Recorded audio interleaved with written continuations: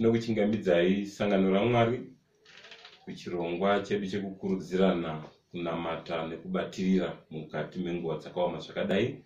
Tirikusangana panguva yeSabbath School pazuva ranhasi apo tiri kuwana musoro wenyaya unotiwo why is interpretation needed pakati peshoko raMwari. Saka kutanga chirongwa chedu ngatinamatei. Baba vedu vari kudenga, muponesi Jesu Mwari mweya mutsvene, tinokutendai pazuva ranhasi nechirongwa chamaisa pamberi pedu chekupakurirana shoko renyu. Chivai nesu pachidzidzo chanhasi nevatungamiriri vachatibatsira kudzidza chidzidzo ichi varopafadzei. Zarurai pfungwa chaidzo dzamakashuva kuti dzive muchidzidzo sangano renyu rigodzidza. Tinokutendai nekuva nesu muzita raJesu. Amen. Amen. Toda kutenda mufundisi nekutipa munamato wechidzidzo chatinacho mukati mezuva ranhasi.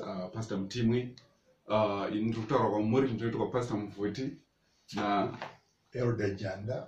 Kukutendai mangwananano mukati mesabata ranhasi. Tine chidzidzo chine musoro wenyaya unotiwo why interpretation is needed. Mukatarisa musoro wenyaya iyi uri kuedza kuburitsa pfungwa yekuti nawe interpretation or nawe kududzira magwaro is needed. Tikaunganzwa chinhu chichinzi is needed kureva kuti it's very important. Mukatarisa tina Mwari umwe chete, tine Bhaibheri rimwe chete, mweya mutsvene mumwe chete. But mukatarisa we have more than 5,000 or 4,000 churches. Chii chiri kukonzeresa izvozvo? Inhau yekududzirwa kweshoko raMwari. Saka pane zvinhu zvakawanda zvinotadza kunzwisiswa mukati meshoko raMwari. Zvatoda kuti tidzidze kuti patinenge tichidzidza shoko raMwari paya tinosvika sei pakunatsonzwisisa pfungwa iyo Mwari ari kuda kuti tinzwisise mukati meshoko raMwari. Saka pachidzidzo chedu chanhasi pane pfungwa dzinokwana kuita idzo 6 dzatoda kuti tibate dzinotibatsira pakududzira shoko raMwari, kana kuti anogona kunzi 6 principles anoshandiswa pakuinterpreta kana kuti pakududzira shoko raMwari. Saka pfungwa yekutanga ndeyekuti intention determines the meaning. Kana tichidzidza kana kuti kana tichiverenga shoko raMwari zvinotsvaka kuti tizive intention yemunyori. Kana tanzwisisa intention yemunyori ndokuti tigozogona kunzwisisa kuti saka pfungwa iyi yanga iri kuda kumborevei. Right. Pfungwa yechipiri ndeyekuti tinofanira kunzwisisa context. Context yazvakanyorwa zviri kuti tigone kuzoziva kuti right, kana zvakanyorwa zviri in this context saka zviri kumboedza kurevei. Pfungwa yechipiri inotibatsira yakatikoshera. Right. Then chimwe chatinofanira kunzwisisa patinenge tichidzidza shoko raMwari kunzwisisa kuti is it literal, zviri kureva zvazviri kungoreva here, kana kuti is it symbolic, kana kuti pari kushandiswa mifananidzo. Saka tikagona kunzwisisa pfungwa iyi zvinotibatsira kuti tigone kuzodudzira shoko raMwari zvakanaka. Then imwe pfungwa ino yakakosha kuti tinzwisise, yakakoshesesa iyi, yekuti tinzwisise the biblical literature. Pakunyorwa kwakaitwa Bhaibheri pane mabhuku emitemo, pane mabhuku enhoroondo, pane mabhuku enziyo, pane mabhuku euchenjeri, pane mabhuku emaprofita. Pamaprofita acho pane maclassical prophets nemaapocalyptical prophets. Anditika. Saka zvakatikoshera kuti tinzwisise kuti zvatiri kuverenga izvi tiri kuzviverenga iri literature ipi. Zvakafanana nekuti uri kuverenga literature maererano newisdom, zvakafanana nebhuku razvirevo. Wosangana nestatement rakanzi kana wadya imbwa, imbwa wadya iri hono. Umwe wotomva atomhanya nepfungwa yekuti imbwa inodyiwa, but zvakanzi kana maakudya imbwa idya ichi, idyai hono. Saka zvakatikoshera kuti tinzwisise kuti literature iyi ndeipi, kuti tigone kuzodudzira kuti zvinoda kuedza kutsanangurwa ndezvipi. Then imwe pfungwa yakatikoshera zvekare ngatinzwisisei pfungwa yekuti scripture inointerpretwa nescripture. Hatigoni kuinterpreta scripture nepfungwa dzedu, but tinotofanira kushandisa scripture kuti itsanangure imwe scripture. Then pfungwa yekupedzisira ndeyekuti ngatidzidzei kuseparata the interpretation from application. Nekuti tikaona context yakanyorwa vhesi riri tomataziva kuti right context vhesi riri ari kunyorwa vanhu vakati vanga vari panguva dzakati dzakadai but isusu tinogona kuti tisiri munguva idzodzo, but still that same verse richiaplya kwatiri. Saka zvakatikoshera manje kuti tigone kuseparata the interpretation from the application. Izvozvo zvinotibatsira. Ameno munogona kuita pfungwa mbiri kana nhatu dzamungade kuwedzera. Pfungwa yandabata yakakosha ndeyekuti kana munhu uchidzidza bhaibheri haungoverengi randomly. Kungoverenga nhoroondo kana rimwe bhuku novel kana nekuti and pane njodzi yekuti nekuti vanhu vagara vane pfungwa dzavo nemafungiro avo. Saka ini point imwe yandabata ndeyekuti ukasateedza nzira nhanhatu dzatataura idzi, kushandisa dudzira kuti unzwisise kuti Mwari ari kutii kwatiri. And chatinofanira kukoshesa chandaona futi ndechekuti Mweya Mutsvene ndo unofanira kutungamira ndeko ndo wakanyora bhaibheri and isu kuti tinzwisise. Saka njodzi yekuti ukaverenga usingatungamirirwe kana usina guidance yekuti kududzira uku, njodzi yaunoenda ndeyongointerpreta bhaibheri randomly like muenzaniso unopuhwa muchidzidzo chedu mufundisi wekuti umwe munhu anetsana nemukadzi wake, mukadzi ondoverenga pana Genesis 3 verse 15 oti ndichaisa ruvengo pakati pako nemukadzi. Mukadzi otogutsikana kuti small house kwaenda baba uku, mukadzi uyu hapana marriage kwazvichaenda, Mwari atondipindura. Otorara achinamata kuti Mwari andipindura, but handiyo nyaya iri kutaurwa ipapo. Saka I think zvakakosha chaizvo zvamataura kuti tikateedza nzira idzodzo zvakakosha kuti tiende ipapo. Mambo mandifungisa imwe pfungwa. Zvinonzi pane umwe muchinda aida kuzama kunzwisisa bhaibheri but anga asingazivi nzira nhanhatu idzi dzekushandisa pakunzwisisa bhaibheri. Saka yaingoverenga randomly. Saka mumwe musakangovhura bhaibheri nobva avhura pana Mateo nobva aona pfungwa yakanzi Judas akazvisungirira nobva atovhara akati izvi zvinenge zvisinei neni izvi nobva azvisiya zvakadaro. Nobva anovhura bhaibheri futi nobva avhura pana Luke nobva aona akanzi enda unoita saizvozvo. Ari kunetseka kuti ndiende kunoita saizvozvo, nobva adzoka nobva asovhura futi nobva avhura pana John zvikanzi zvaunoda kuita enda unoita nekukasika. Saka muchaona kuti zvakanyanyotikoshera tinzwisise nzira idzi kana tichida kudzidza bhaibheri kuti tisvike pakunzwisisa izvo Mwari anoda. Mukatarisa Pauro achinyora kuna Timothy pane paanomuti study to show thyself approved. Statement rekupedzisira rinoti rightly dividing the word of truth. Saka zvakakosha kuti sevadzidzi vebhaibheri tigone kuita rightfully divide the word of truth. Mufundisi nyaya muri kutaura yakakosha nekuti chidzidzo chedu chiri kubva chaisa imwe point yekuti dambudziko ratinaro inyaya yepresupposition. Kutaurwa nyaya yepresupposition. I think vamwe vangabvunza kuti kudzidza bhaibheri une presupposition zvinorevei? Zvinoreva zvinhu zvauri kuasuma beforehand iwe panyaya yausinganzwisisi asi une maonero ako nemafungiro ako.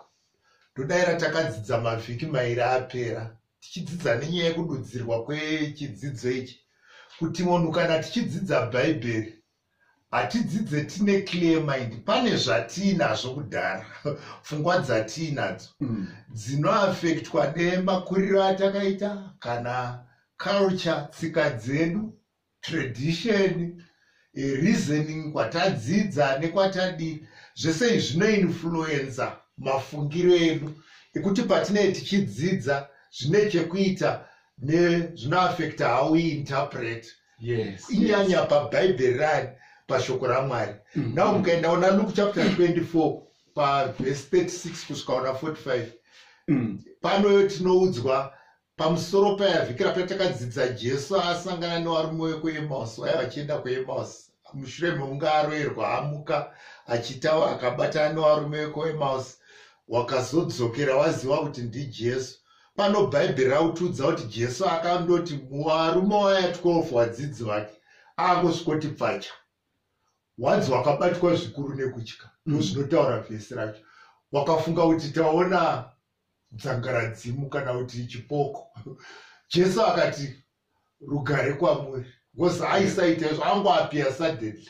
Kwakuti rugare kwamuri. Muri kutyeiko? Ndini Jesu uya, tarirai maoko angu. Tarirai, batai muone maoko angu zvese. Muone kuti ndine nyama, handina kufanana nechipoko kana chi. Ndipei chihove ndidye. Vakamupa hove akadya.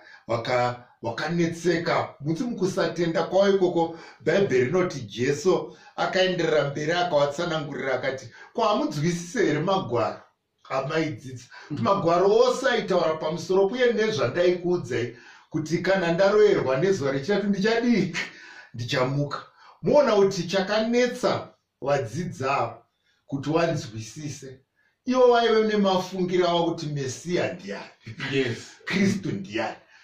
Even kubva pakuzvarwa kwake, ndosaka nyaya yekunzwisisa Kristu nezano rake reruponeso nenzira yacho, ivo vaive nemaonero avo kwaachazvarwa, kuti achauya sei, anozvarirwa kupi, anofanira kunge akaita sei. Saka nyaya yepresupposition iri dangerous yekuti kana une zvinopa bhaibheri inonetsa, nekuti kana une maonero ako handiwo maonero aMwari endi Mwari, because vanhu tiri vanhu, Mwari ane nzira yake. Saka tine dambudziko iroro. Saka nyaya iripo ndeyekuti inoafekta manzwisiro atinoita Mwari, inoafekta manzwisiro atinoita zvinhu zvaMwari, even usiki hwaMwari. Saka ndo nyaya yakakosha. Saka chinhu chatingangokoshesa kuti tidzivirire dambudziko iri represupposition ndechekuti chekutanga, number 1, dzidza bhaibheri uine open mind. Uine open mind, usina chauri kufungira kuti Mwari ataure kwauri. Chechipiri, experience aMwari wacho. Ufanira kunge une experience naMwari wacho, personal experience naMwari wacho akutungamiriri. Chechitatu, unofanira kubvumira bhaibheri rega rizvidudzire zvamataura zviya. Kuti bhaibheri rinofanira kuzvidudzira rega, nekuti munhu akanyora Mweya Mutsvene, kuburidza neMweya Mutsvene, ndiye anoziva zvakatifanira. Uye chechitatu, rega Mweya Mutsvene, bvumidza Mweya Mutsvene ududzire zvepachawo. Kana zvadaro haminoti munoti ipapo mufundisi. Pfungwa yakatikoshera iyi yekuti tisaende kubhaibheri tine chinangwa chekuti rititsigire pane zvatiri kutenda. Kandi ngatiendei kubhaibheri tine chinangwa chekuti bhaibheri ritidzidzise zvekutenda. Muchaona kuti vanhu vakawanda vanotanga build up their belief system, vozoenda kubhaibheri kuti vanotsvaka pfungwa dzinovatsigira pamaitiro iwaya.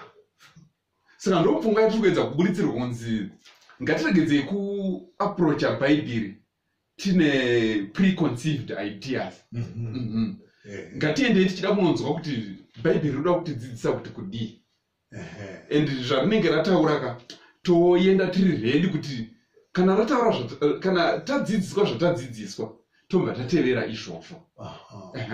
Dambudziko rekuti munhu anoenda ane preconceived ideas nderekuti akanowana pfungwa inopesana nezviri mupfungwa dzake anobva ari disappointed. Saka muchaona kuti nhau yekuve nemapreconceived ideas iri very dangerous pakudzidzwa kweshoko raMwari. Saka zvinotsvaka kuti Mweya Mutsvene atibatsire pakunzwisisa zvinyorwa zvaMwari. Saka point yandabata ipapo yakakosha ndeyekuti kana munhu achidzidza bhaibheri hapana kuti uri neutral. Yes. Tine zvakawanda mainfluences zvinoinfluenza thinking yedu uye nemaonero atinoita zvinhu pane zvatadzidza because tagara tine zvatinazvo. Saka ndodayira ndosaka Jesu akati pana John chapter 16 pavhesi ya 13 mweya mutsvene ndichakupai mweya mutsvene. Mweya mutsvene uyu shall guide you, kuti shall lead you into all truth. Yes. Zvokwadi yose. Kureva kuti Jesu aiziva kuti isu hatina chatinoziva. Mweya mutsvene woga ndiwo unonyora, ndiwo unonzwisisa shoko, ndiwo unodudziro, ndiye mudzidzisi, ndiye zvose. Saka tikatendera mweya mutsvene kuti uye matiri, unobvisa zvose matradition aya, maculture, maexperience nezvose nereasoning. Iwo tiudza nekutitsanangurira nekutiisira pachena, kutizarurira zvokwadi yaMwari, tonzwisisa zvokwadi yaMwari. Pane kufunga yamataura kuti mweya mutsvene unotitungamirira muzvokwadi yose. Munhu ari kutungamirirwa, munhu asiri kuziva kwaari kuenda. But ari kutungamirira ndiye ari kuita sei? Ndiye ari kuziva.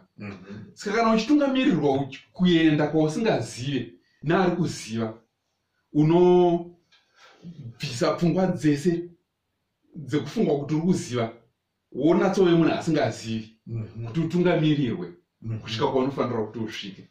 Saka tikasatendera mweya mutsvene tinogona kuve panjodzi yekududzira bhaibheri zvisiri izvo.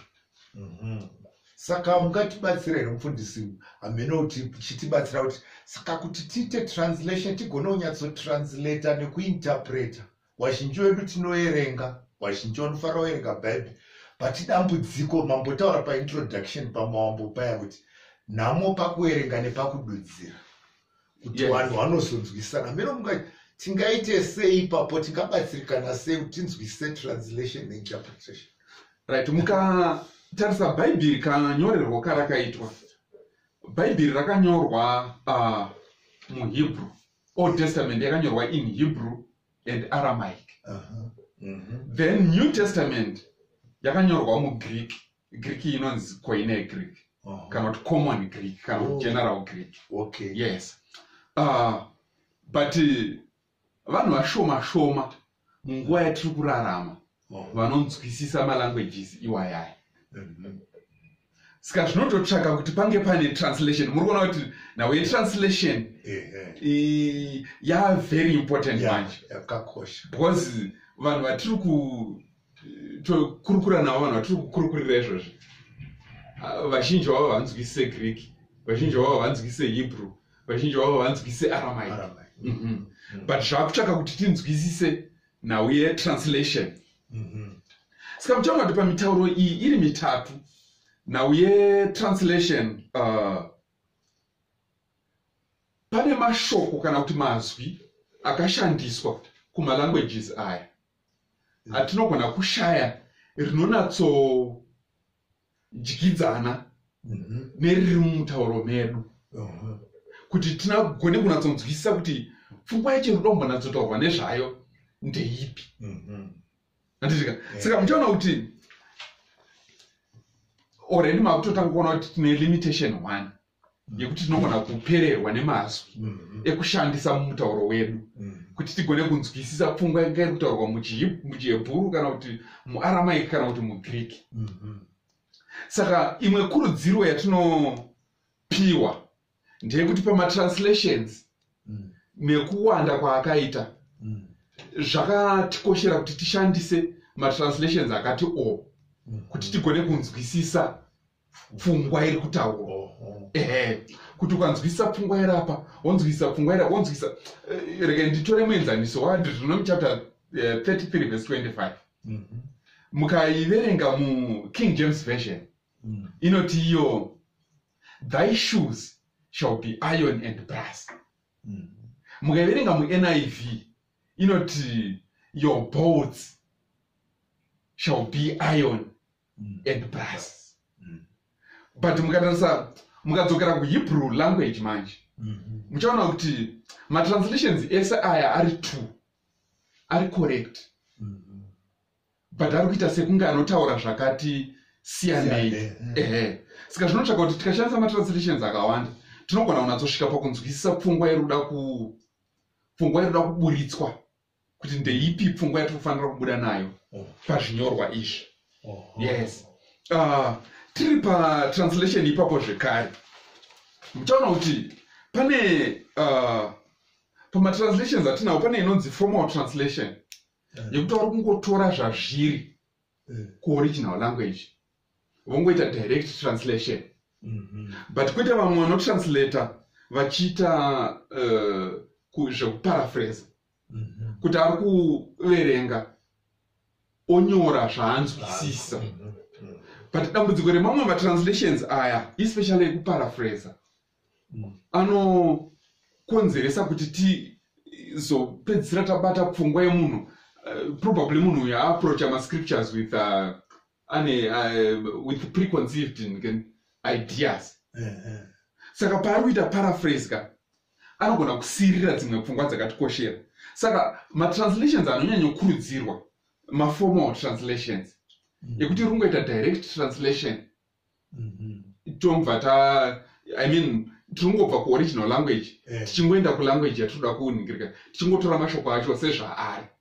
Yes, ameno ungetopfungwa here. Okay, ndinodaira manyatsobata zvakanaka. Ndawashua patranslation neinterpretation pane nyaya, especially even patranslation uchaona kuti let's say pane munhu ari kuturikirwa. Pakuturikira ukaisa vanhu vairi vatatu munhu achitaura achidudzira, uchaona unogona kunzwa kuti kumunhu wechitatu ari kududzira uko zvasiyana nemunhu ari kutranslation yasiyana. Vanhu votonzwa kuti pfungwa iyi handiyo yataurwa naipo. Saka I think ipapo ndo dambudziko rimwe ratiri kuona muwasu watendi wose wadzidzi webhaibheri. Dambudziko ratiri kuona iyo nyaya yetranslation neinterpretation. Saka zvinotoda ndofunga sekutsanangudza kwamaita kuti tibate kuti tizive kuti one bhaibheri rakanyorwa muchii. Zviya mati Old Testament yakanyorwa muchii? Old Testament yakanyorwa muGreek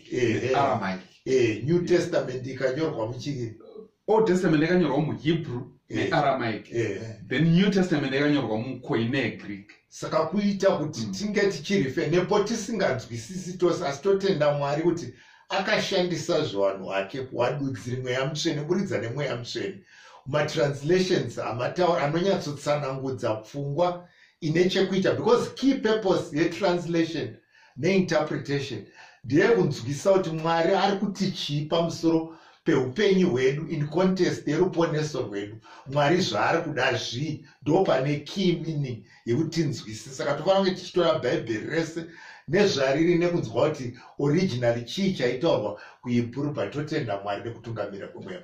Ko paculture Bible neculture gatisanganya hameno kana papasara but bhaibheri neculture ndo imwe futi inoaffecta dambudziko rekuti tine tsika pano. Tinoona Paul ari kuAthens hameno dambudziko kuna Acts chapter 17 anosvika kwavanamati Mwari vanonamata chitombi anodii chii vanhu iyo svika akuparidza zvaJesu neruponeso nekufa nekumuka kwake. Ivo vanoti munhu uyu ndianiko ari kushandiswa nemweya yakaipa. Vanhu vari mutsika dzavo but kugashira culture iyi zvinoaffecta semufundisi nyaya yekuti tine tsika nemagariro but nezvaMwari apa kuti tinzwisise bhaibheri neshoko raMwari.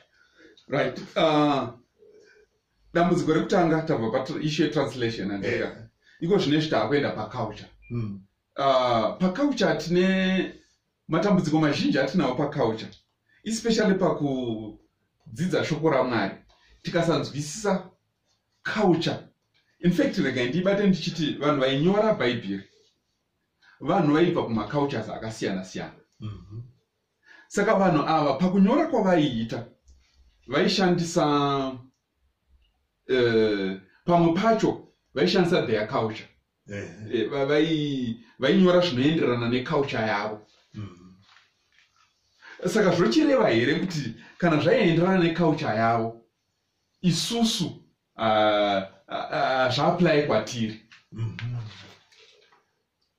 Saka right ndo imwe pfungwa yakakosha kuti tichigona kunatsonzwisisa muchaona kuti pane mukatarisa Moses paanodanwa naMwari paya anonzi naMwari bvisa shangu nzvimbo yauri itsvene. Saka pana vamwe wakatofamba netranslation neinterpretation yekuti kana tiri panzvimbo tsvene tinofanira kubvisa shangu. But pfungwa isiri kunzwisiswa manje ndeyekuti nyana wekubvisa shangu iyi ishu yeculture. Okay. Saka pfungwa yekuedza kuburitswa naMwari ndeyekuti kana tiri panzvimbo tsvene tinofanira kunge tine reference kana kuti tiri vanhu vanoremekedza. Saka zvinozobata kwatiri sei takuzviapply in our context manje kuti isusu kana tichishowa reference tinoshowa reference sei. Ndopata kuti munhu apinde muchechi akapfeka heti. Muri kubata pfungwa ichena. Ndopata kubata pfungwa yakafanana neyekuti munhu haataure nevanhu vakuru akaisa ruoko muhomwe. Saka muchaona kuti principle iripo ndeye reference. But nawe reference yacho it's relative. Zvinoenderana zvinosiyana nemacultures.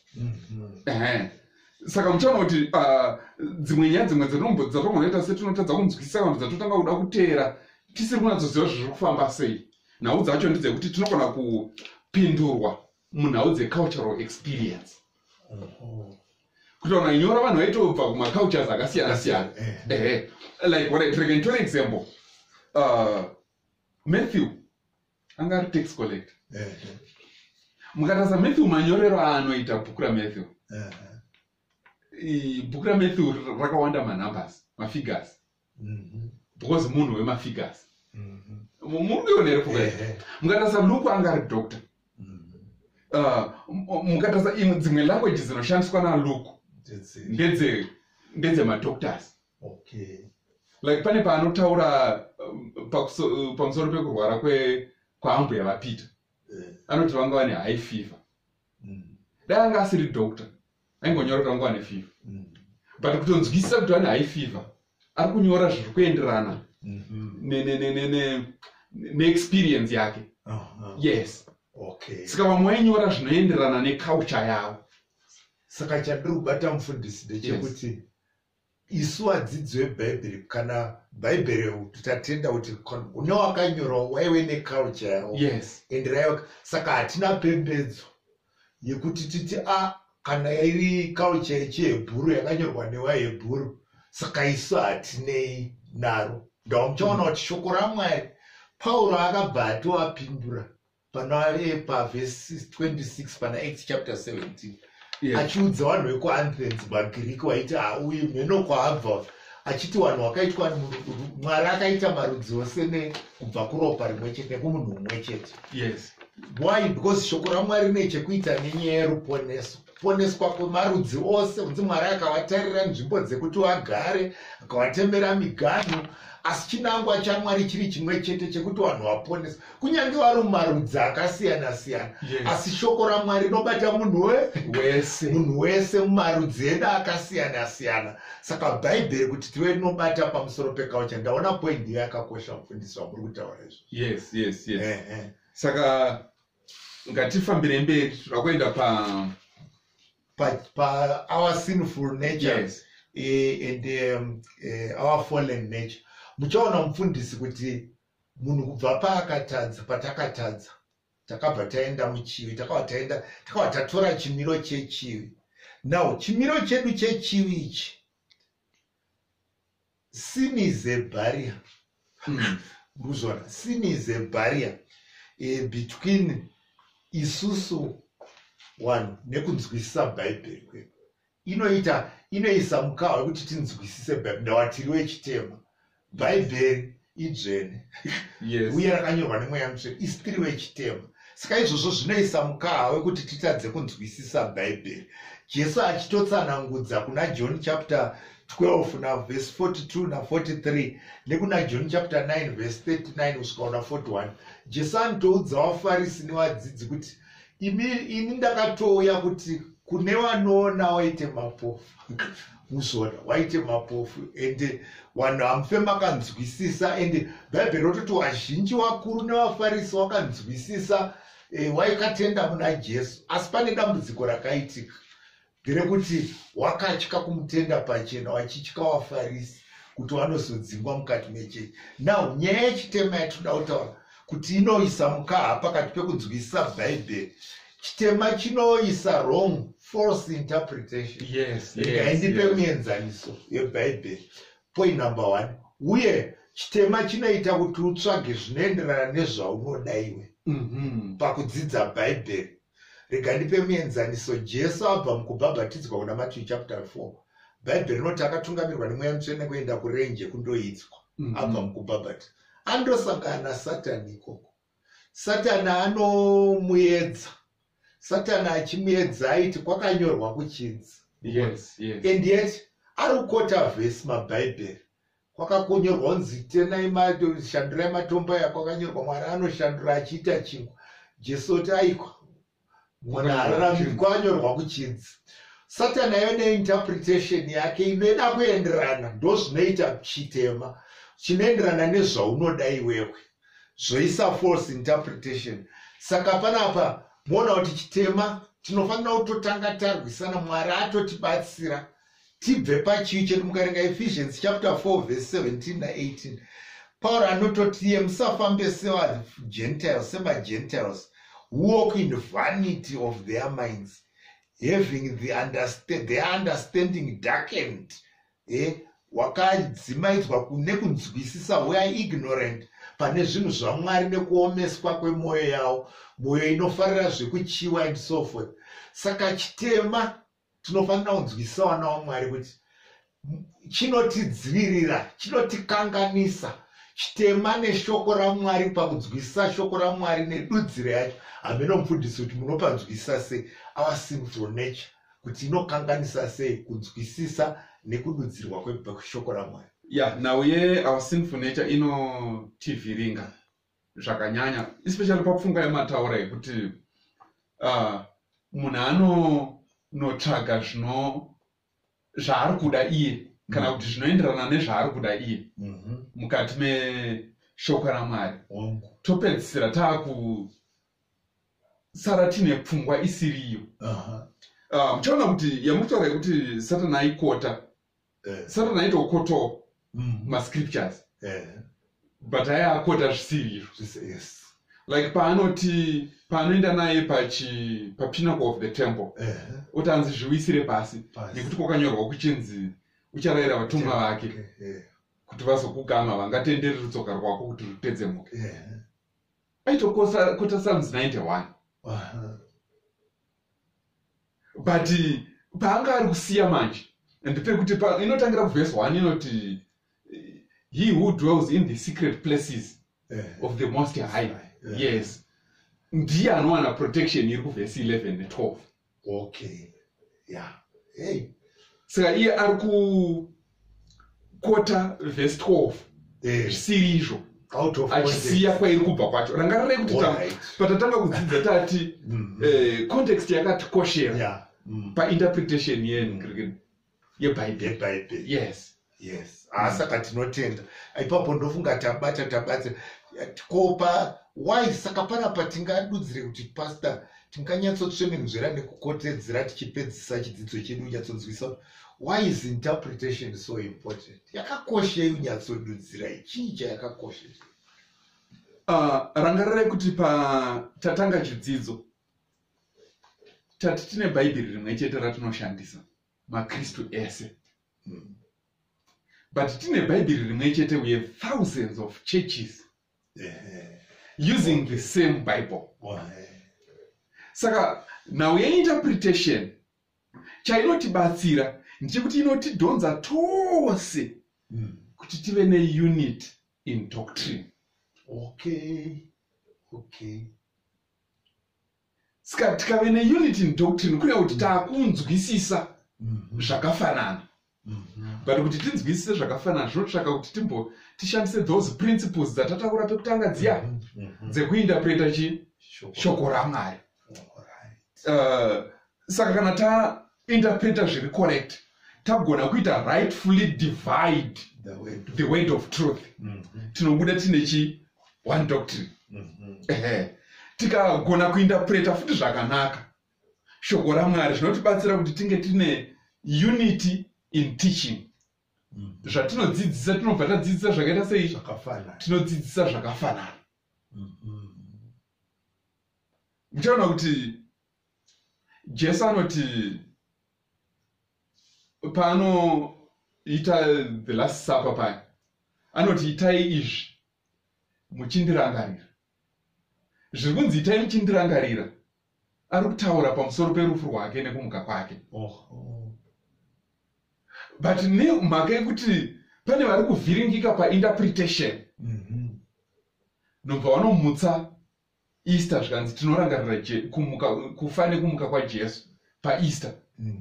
But zviri kunzi aiwa pamunoita izvi ndo pamunoita Lord Supper ndo pamuri kundirangarira. Saka tikaita right interpretation zvinotibatsira kuve neunity in teaching.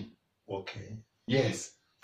Then tikagona kuinterpreta zvakanaka zvinotibatsira zvekare kuti tinge tine unity in church.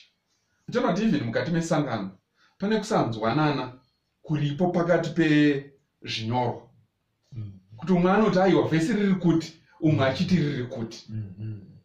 Saka zvinotsvaka kuti tese tikaaplya maprinciples einterpretation zvinotibatsira kuti tinge tine unity in church. Saka tikave neunity in church manje zvazvinozobatsira ndezvekuti kana taita unity it means taane same focus. Tikaita same focus kureva kuti taane unity in mission. Saka nhau dzemission ka hatigoni kutanga kutaura total member involvement chichi but pane discord in the church. Saka nhau inogona kutivhiringidza ndeyekutadza kuinterpreta the scriptures zviri correct. Tikagona kuinterpreta zviri correct zvinotibatsira kuti tizive our mission for the church. Yes. Tinoda kutenda mufundisi, ndodayira zvatibatsira zvikuru. Saka chikuru inini chandanyanyona apa ndichipendera chidzidzo chedu ndechekuti patinodzidza shoko raMwari tinofanira kubvisa preconceived ideas atinawo, maopinions atinawo, zvese zvatingaite zvose tobvisa zvose, prejudices atinawo pamusoro tokumbira Mwari kuti atitungamirire. Because ndaona ndafarira kuna Nehemia kunzi Ezra Nehemia akaunganidza iningi Israeri yose, wakaenda mustreet wakadaidza Ezra muprista, wakatora bhuku remurayiro waMozisi wakarava, hanzi akawabatsira kududzira nekunzwisisa, wakasvika pakunzwisisa paumwe. Ndaona kuti zveshuwa zvakakosha izvozvo zvinotibatsira kuti zvekana tiine vanhu wakapuwa zvipo nemweya kuna Vakorinde 12, even zvekududzira kuna vapuwa zvipo zvemweya zvekududzira. They are there kutibatsira kunzwisisa nekuinterpreta kusvike pakunzwisisa, so that nekubatana kwamataura kwedoctrine, kwekudzidzisa kwezvose zvatinofanira nemission nebasa kuti basa rifambe sei. Aminoti mungapendera muchiti chii mufundisi chidzidzo chedu? Toda kutenda nechidzidzo chatave nacho. Pfungwa huru dziri muchidzidzo ichi, sevana vaMwari vakamirira kuuya kwaJesu wechipiri, zvinotsvaka kuti tinzwisise nhau yekududzira shoko raMwari. Imwe njodzi inotoripo pakutadza kududzira shoko raMwari ndeyekuti tinogona kutadza kunzwisisa even our salvation. Saka tikatadza kunzwisisa our salvation zvinobva zvabvisa the whole purpose yekunamata Mwari.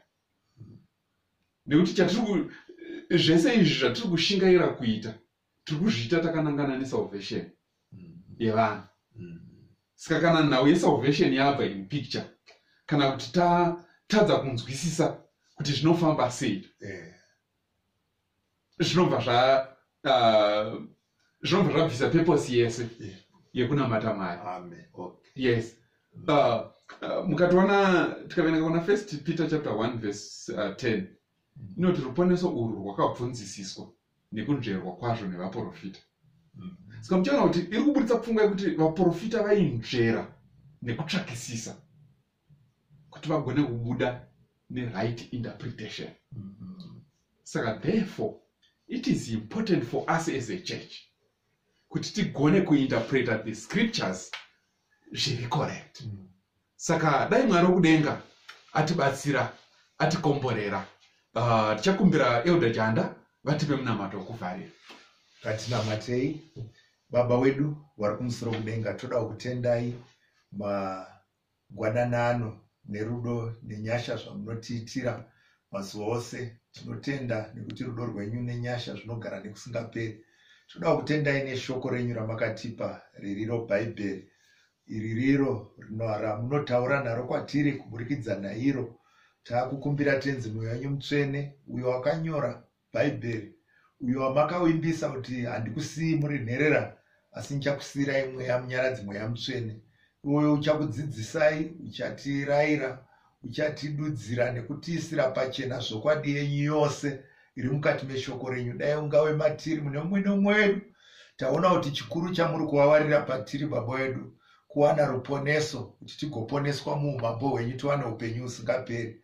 Chitibatsirai, musatendere kuti nguva yoga yoga patinozarura shoko renyu nekuridzidza tisirivhure tisina mweya wenyu mutsvene. Taona kuti kune zvakawanda zvinogona kutidzimaidza pakunzwa shoko iri, asi tinotenda Baba wedu kuti muchatitungamirira umwe neumwe wedu. Chikuru chatinoshuvira tarava dai tingaumbwa zvimiro zvedu tigofanana nemi. Takutendai nezita raJesu Kristu tenzi wedu. Amen. Amen.